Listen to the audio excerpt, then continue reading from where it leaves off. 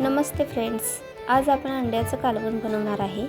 त्यासाठी मी इथे 5 अंडी घेतलेली आहेत व छान उकळून घेतलेली आहेत आणि ते आता मी सोलून घेत आहे। अशा तऱ्हेने मी 5 अंडी सोलून घेतलेली आहेत। त्यानंतर आपण टोपामध्ये थोडंसं तेल ओतून घ्यायचं आहे। त्यानंतर आपण तयार केलेला मसाला यामध्ये जिरं, लसूण, खोबरं, आलं हे सर्व जिन्नस मिक्सरमध्ये बारीक करून घ्यायचं आहे। छान असं तेलामध्ये हे ग्रेव्ही आपण भाजून घ्यायचं आहे।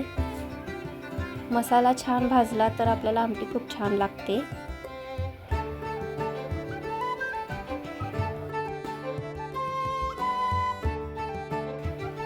त्यानंतर मी टोमॅटो आणि कांदा यांची पेस्ट केलेली आहे, तीही मी त्यात ॲड करून घेत आहे आणि दोन्हीही मिश्र करून घ्यायचं आहे। मीडियम गॅसवर आपल्याला हे दोन्ही एकत्र करून छान असं भाजून घ्यायचं आहे। पाहू शकता छान अशी उकळी आलेली आहे। थोडंसं हळद घालून आपल्याला एकजीव करून घ्यायचं आहे। हळद घातल्यामुळे आपल्याला अंड्याचा वास येणार नाही, त्यासाठी मी हळद ॲड करते। आता वरून आपल्याला चवीनुसार चटणी ॲड करायची आहे। कोणाला कमी तिखट लागते, कोणाला जास्त तिखट लागते, त्यानुसार।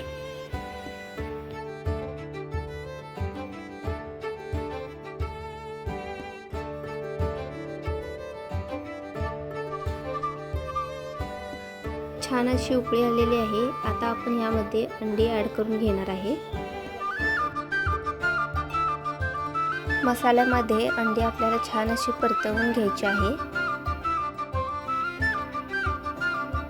त्यानंतर पाणी ॲड करायचं आहे।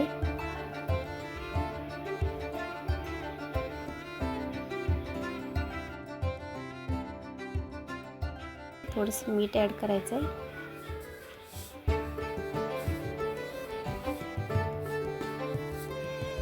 छान उकळी येऊ द्यायची आहे। नंतर मी कोथिंबीर ॲड केलेली आहे।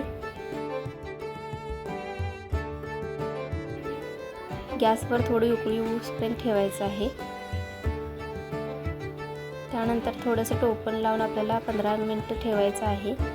ओपन केल्यानंतर हे बघा, तुम्ही पाहू शकता अंड्याचं कालवण कसं झालं मला कमेंटमध्ये सांगा। धन्यवाद।